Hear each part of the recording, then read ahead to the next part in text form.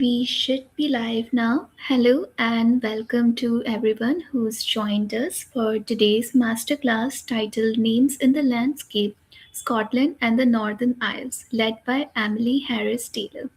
My name is Parthika and I'll be your Sasa host for today.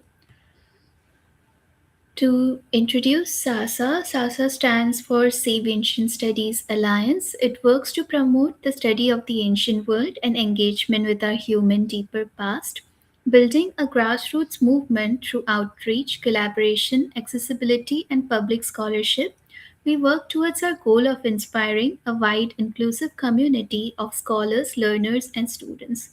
We conduct various live events, including masterclasses, book club, panel discussion, reading groups, and also arcade gaming live sessions. We also have various educational modules and resources on our website that you can check out. We also post about these on our social media platforms, and you can just find us by looking up Save Ancient Studies. A few rules before we get started. Please be kind and respectful. Listen and ask thoughtful questions throughout the session. Please be patient with technology and those administering it. Our live events are live streamed on Twitch, YouTube, and Facebook, and the recordings are then posted on these platforms. And most importantly, have fun. This masterclass is part of our birthday bash. It is one of our major fundraisers, so if you're able to, please make a donation to support our work. This enables us to bring these resources and events for you. And you can also support your favorite triathlete by submitting their name while making the donations. If you enjoy our events, please consider becoming a supporter of SASA with a recurring monthly donation. For as little as $3 a month, you can help us save ancient studies. Some other ways of supporting SASA are by buying books through our bookstore and purchasing our merch from our bazaar. Thank you for joining us again. I'll now hand it over to Emily. If you could just introduce yourself. Thank you so much. Hi everyone. Sorry about the technical difficulties. Um, My name's Emily. I am currently studying masters in archaeological studies. I already have a masters in Viking studies and have studied a masters in forensic archaeology and anthropology. Um, I'm going to be presenting today a short talk on names in the landscape, Scotland and the Northern Isles. This session explores how place names act as evidence for deep histories of identity in Scotland and the Northern Isles. We'll look at how different linguistic communities, Pictish, Brythonic, and Gaelic, Old English, and Old Norse, have left their mark on the landscape and how those names help us reconnect cultural contact, settlement, and change. If you have any questions at any point during the talk, please feel free to ask. I know this is quite heavy going in some parts, so please feel free. So, why place names matter today? Place names are one of the richest sources for understanding Scotland's past and, in fact, other countries. Place names reveal settlement, language contact, cultural exchange, political power, memory, and identity. They constitute the largest body of data for the Viking period in Scotland. There are literally thousands of place names where distribution and density indicate where Scandinavians settled. They can also indicate the date of settlement and the length of time Norse speech was spoken in each area. Place names as evidence. Place names preserve linguistic layers that often predate written sources. They help us identify settlement patterns, land use, and cultural contact. Also preserve traces of languages that are otherwise poorly attested, Pictish being the best example, as it is not spoken today, but there are many examples of it being preserved in place names. Place names tend to persist even when populations shift, and they give us a continuity where documentary evidence is sparse. So today we're going to look at how place names are formed, how Celtic, Norse, and Old English names overlap, how names adapt across languages, how naming reveals identity, and how to decode the landscape using these languages. So first of all, we need to look at how the Celtic languages actually came into being in England, Scotland, the Northern Isles. This map here shows us a wider European context and the spread of the Celtic languages from the continental heartlands into Britain.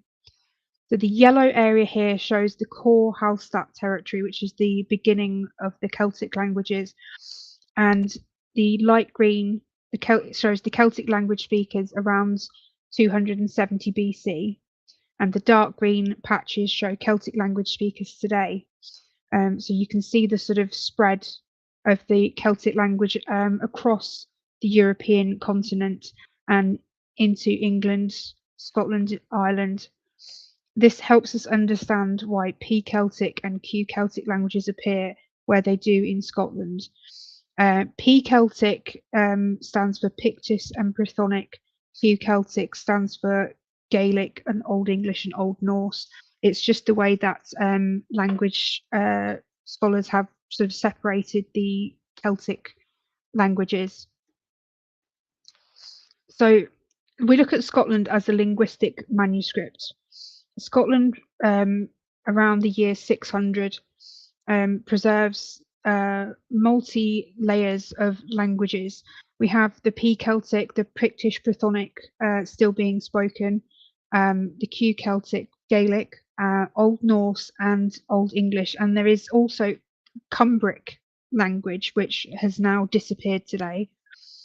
As you look through these maps that I'm going to show you, you can see how the languages have expanded, contracted, and disappeared. So just have a notice, these maps go right up to sort of 1800s, and you can see how the languages have changed. So the next map is the year 800, and you can see the language contact is reshaping. The Gaelic is sort of going into the Pictish area, Old English is going into the Cumbric. And here we can see in the year 1000, Norse has started to encroach into that northern part of Scotland, and the Pictish has pretty much disappeared. Obviously, this is the impact of spoken languages. And you can see Cumbric is also starting to disappear more as well. Year 1200, Norse not quite so much anymore, but it is still there. And now we have Scots language appearing where Cumbric was, if you look, but Cumbric is definitely disappearing now. And the year 1400, the Norse is becoming even less. Scots Gaelic is becoming more prevalent. Again, 1600s, Scots Gaelic is taking over some more. The Norse is disappearing even more. Year 1800, you can see the Scots English is sort of mixing. And actually, we go up to the year 2000, and you can see now that the Gaelic is pretty much gone. English Scots mix has sort of taken over Scotland. So as you can see, languages over time change quite dramatically, but place names do survive and show what has happened and what sort of languages have been spoken throughout this time. So to interpret place names, we use something called an onomastics toolkit. We look at early forms, pronunciation, word semantics, name semantics, and landscape context. We use this structured approach, and this allows us to trace settlement, migration, and identify lost languages, reconstruct political and religious landscapes, and see how identities were layered, borrowed, and adapted over time. Place names are not just labels, they are evidence of previous settlement, previous people that used to be in those places, previous languages that used to be spoken. The early forms of words do matter. The early forms of the spellings reveal original linguistic structure before later changes actually obscured it. So we look at the earliest recorded spellings. These often appeared in charters, sagas, tax rolls, or medieval documents. Early forms help us identify the original linguistic elements before later spelling changes obscured the original meanings of the words. Later spellings can be very misleading, especially when scribes unfamiliar with the language try to record what they hear. So there's some examples here. Early name forms, as you can see, that some of the sort of more Norse words, if are spoken, maybe an Englishman may write down what he's heard and use the English alphabet to write this word down, and it's not how the word would have been spelled in its original form. So this then changes the word, and then obviously we then lose that original spelling, becoming very confusing, and we have to then go back to look at where did this word come from, where was it originally spoken, what would it have originally been spelt like, and the original pronunciation of the word, local pronunciation, dialect of the word. Just like we have different dialects in England today, Scottish accents, Welsh accent, Irish accent, English accent. There are different dialects, how a word would have been pronounced all that time ago. So this is a prime example. We have the word Hovsberg, which potentially could mean Hof, a pagan cult site, but actually it means horse when you go back and look at the proper spelling here with the Norse spelling on the right hand side here with the little triangle over the O, sorry. This is why sort of field work and local knowledge are essential, looking into how words are pronounced by the original people who would have used that word, not just looking at how it's been written down later on. So word semantics, identifying the linguistic entities, the words stem, the suffix, parts of the name. We know that these are the building blocks of the name or the word. Known place name elements such as Stadir, B, Trevit, Ham, Ingas. These steps tell us what the words meant in the original language. Such as we have here, Holm means islet, but in Orkney, Holm refers to a specific tidal island.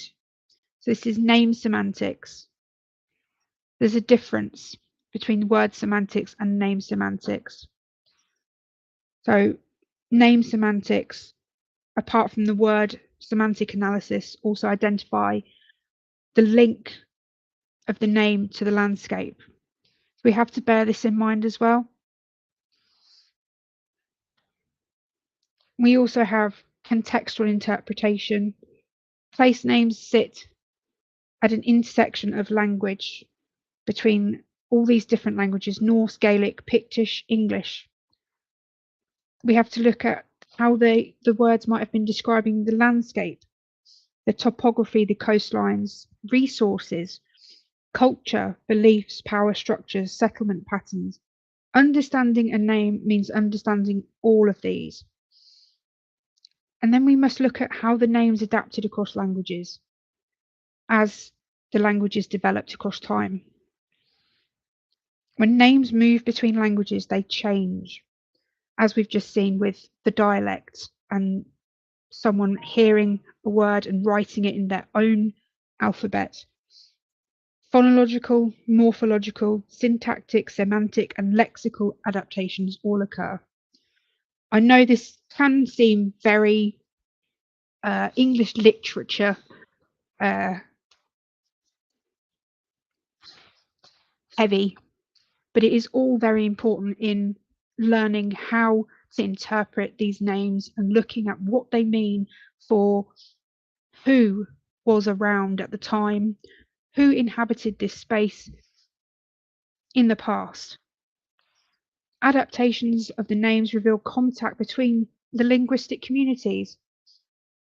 Can you think of a place near you that has a name that has possibly changed form over time or has been adapted from somewhere else?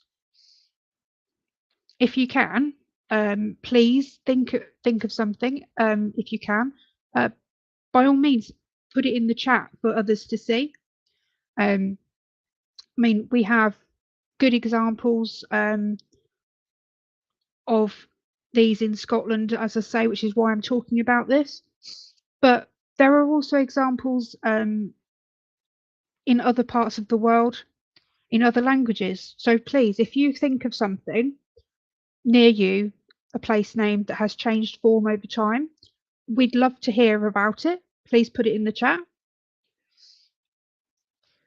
Place names borrowed into another language are likely to be adopted with changes, and most borrowed names show traces of adaptation to the recipient language. For example, we have like in Old Norse, Orkneyar, Seal Islands, now is Orkney. So we know this is an adaptation because classical sources give the form Orkneyar, Orcades. It's quite obvious to see. And we have some more examples here. Phonological adaptation replaces the unfamiliar sounds with ones familiar to the target language. So in Gaelic, Liodas is replaced by the English aviola sound, producing the name Lewis. So some of you may recognise this letter from other alphabets, but you can see that obviously an English person may find this hard to pronounce and just adapt it to their way of speaking. And then obviously this name becomes different. We then have morphological adaptation. Grammatical features of the original form may be translated into the recipient language.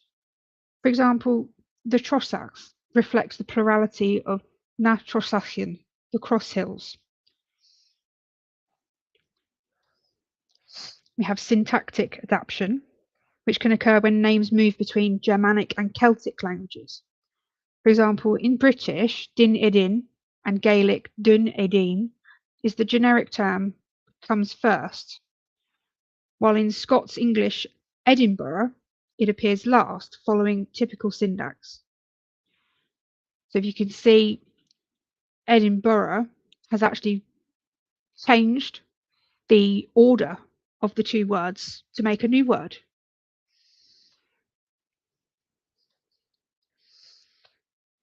Semantic adaptation and translation implies the translation of one or both elements of a name.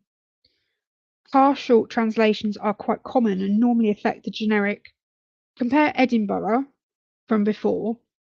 Translations require some bilingual competence and may be easier in closely related languages. Lexical adaptation. Place name parts can be swapped with phonetically similar but unrelated words in the new language, which is uncommon but can stand out if the resulting name is nonsensical, i.e. it makes no sense whatsoever as a place name. So we get hybrid names. So why do these hybrid names matter? Oh, sorry. Hybrid names show multilingual communities in action. They reveal the borrowing and code switching, the reinterpretation, cultural negotiation of the older names. They show how identities were layered rather than replaced.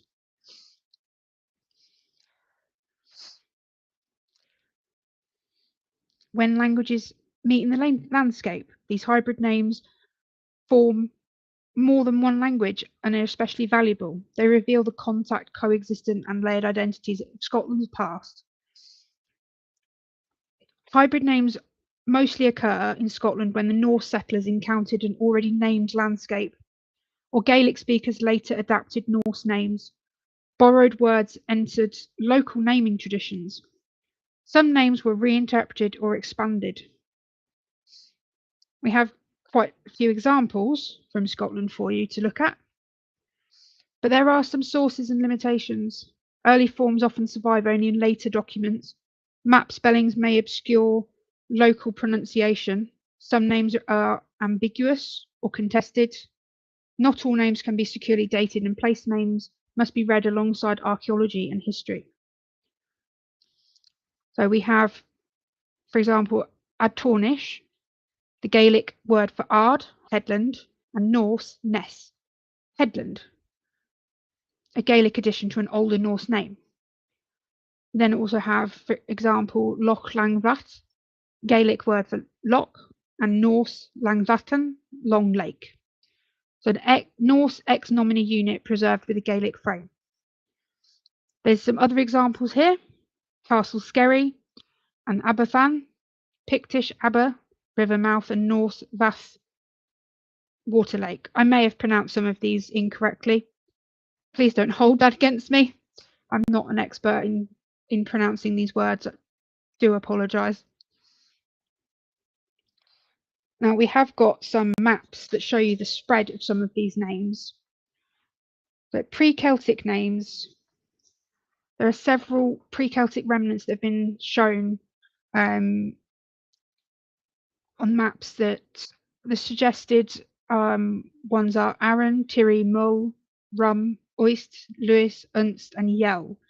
For most P-Celtic place names, there are no distinction between Pictish and British territories.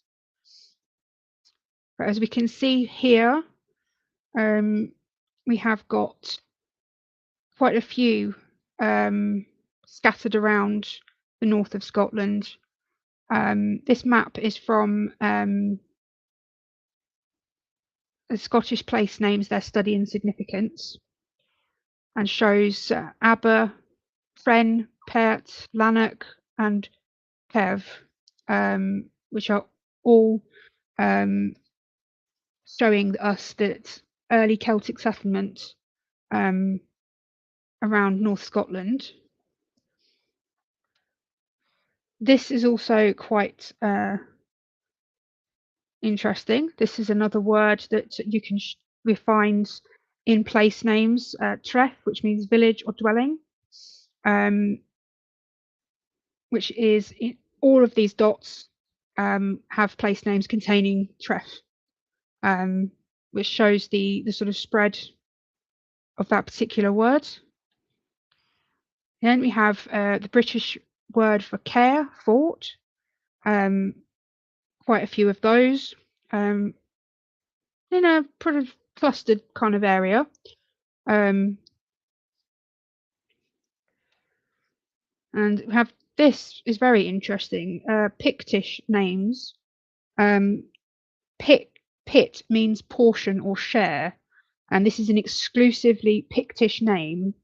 The second element always seems to be Gaelic here. These four names in particular, this is one of the clearest pieces of evidence of language shift in the early part of medieval Scotland, and you can see that this is very clustered up this side here of the coast of Scotland. We also have Gaelic naming patterns, which reflect settlement, agriculture, and early church organisation. Village, the words for village, hamlet, town, home, farm, bale is the word, and there is a lot of these all across Scotland. Again, the word for field, the Gaelic word for field, lots of these. And we also have the word kill, which means church or churchyard. This is not likely to be much younger than 800, the year 800. There's, interestingly, seems to be more along the other side of Scotland. Now, the English and the Norse arrive between the 8th and 12th centuries, and Scotland's naming landscape becomes a multilingual contact zone. So we have Gaelic, Old English, and Old Norse all intermingling and leaving their mark. Old English, we have sort of endings of words ing, ham, and tun. And Old Norse, Bolstadr, Dalar, Vik, Ness, Holm, all seem to crop up quite a lot. So here are the English words that I just mentioned, down more towards the bottom of Scotland. But we do have quite a few of those all clustered together. And then, as you would imagine, the sort of Norse names are, if you imagine back earlier to the maps that I showed you, where the language maps, you can see that these are sort of more where the Norse speaking language areas were. Bolstadr generally translated means farm, which is a generally, we think that there's likely to be a more specific meaning, but this is as good, you know, we're not quite 100% sure on that one, but it generally means farm. And you can see there is a lot of these on the Northern Isles of Scotland. We also have Dalar, Dale. Again, a lot of these on the places where the map earlier showed the Norse speaking. And we have a couple of maps here showing the Norse settlement zones in Scotland. Some more sort of Norse names clustering. Birster, Buster, Bus. Just a couple of other maps that sort of show where everything's clustering side by side. You can see that it is all generally in the same area. Norse naming elements. A lot of these start to crop up. These elements reflect different types of settlement and land use. They also help us distinguish between early and later phases of Norse naming, which is quite good for dating settlement periods. So we have stadir, stad, which means stead, bo, which means by, thorpe, set, sal, weight, scale. There's quite a few words there that I'm sure off the top of your head you can think of somewhere that's got that in part of its name. But Norse names in the Northern Isles, these are just some examples. Mucklerow, Walsey, Fula, Borough. These island names preserve some of the Old Norse vocabulary. You can see the sort of Old Norse next to the modern name there. They reflect, the Old Norse reflect the sort of physical features and cultural priorities of the landscape. If you can see, also I've got the translation there as well. So for Mucklerow, for example, the translation is Red Island, and you can see there the sand is actually red. This was quite a common thing with Norse naming. They would name places after the landscape. So they would get somewhere and they would say, this looks like, you know, a red island. We will name it Red Island. It was a common thing they did. We've also got some other examples here, sort of coastal names reflecting seafaring priorities. So Drongs, the Norse was Dranger, Pointed Rock. You can see why, down in the left there. And we have Hubi, which means at the bay, Vo, another bay word, and Lowick, clay bay. So I assume the soil is perhaps clay-like. I haven't been there myself, but these names often relate to safe places, safe anchorages, bays, and as you can see, navigational hazards, the pointed rock one. So again, the Norse names are named after places in the landscape, what they can see. Names transfer and onomastation. Settlers reused familiar names. So there's an example, demon, which is a loan name from Irish. A compound of D, two, and muin, top neck. So it's a loan word and actually probably a loan name, which has been Scandinavianized. What do you expect Norse names to look like in Scotland? Do you think that they would still have sort of some of the original spelling, or do you think they've been completely English, anglicized? I mean, that's one of the questions that we sort of come across. Now, I'll tell you a little bit more about this word, demon. There is, it's been loaned into quite a few places. There is in the Faroe Islands, there's a place called Litla Demon, and also in Shetland there is Demons, which is a name for two standing rocks. There's a place named Demon on Greenland. There's also a couple of places in Iceland that have demon in the name.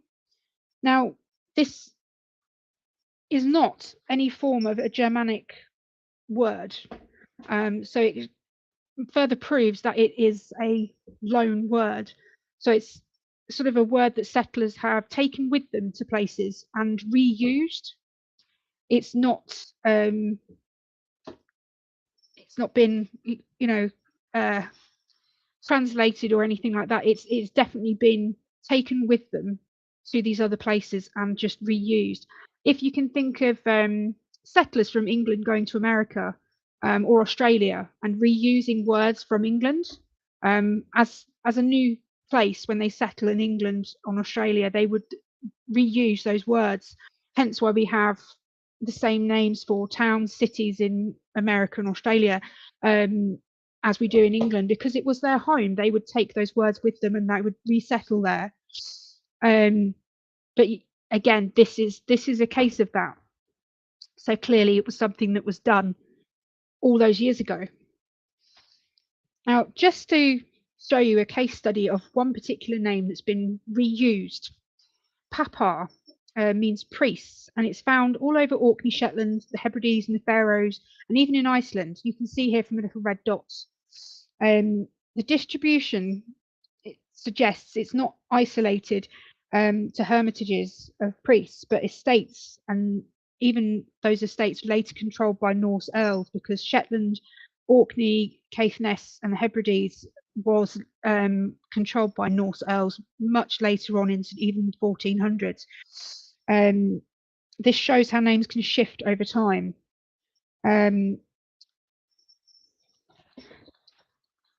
So Papa names in Orkney may actually signify the estates of the church that were confiscated and ended up in control of these Norse earls. We also have, here I can show you the, in Iceland, the Papli, so they have the Papa root in the word. Further locations of priests or hermits at the time of the earliest Norse invaders, settlers.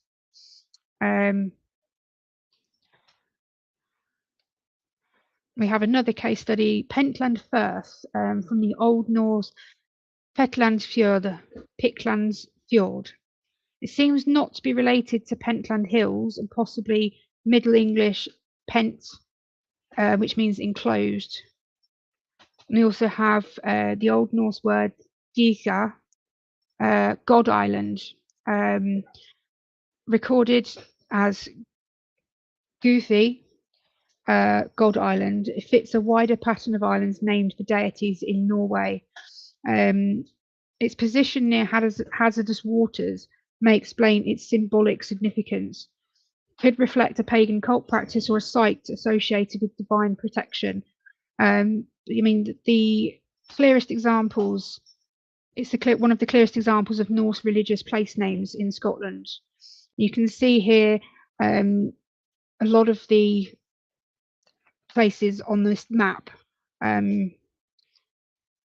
where there was actually this word reused.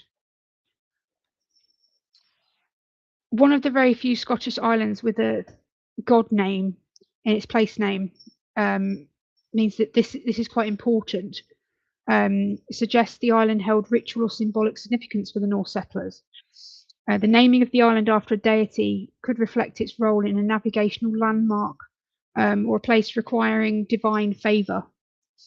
Sailing north from Giga, Mariners Isles. Place names teach us that identities are layered, not fixed. Landscapes preserve lost languages. Names reveal contact, coexistence. Please do donate to us by scanning the link that is visible on your screens. We have another masterclass scheduled tomorrow and also a panel discussion on movie adaptations on 4th of May. And you can check these events out on our website. Thank you so much and have a great day or night.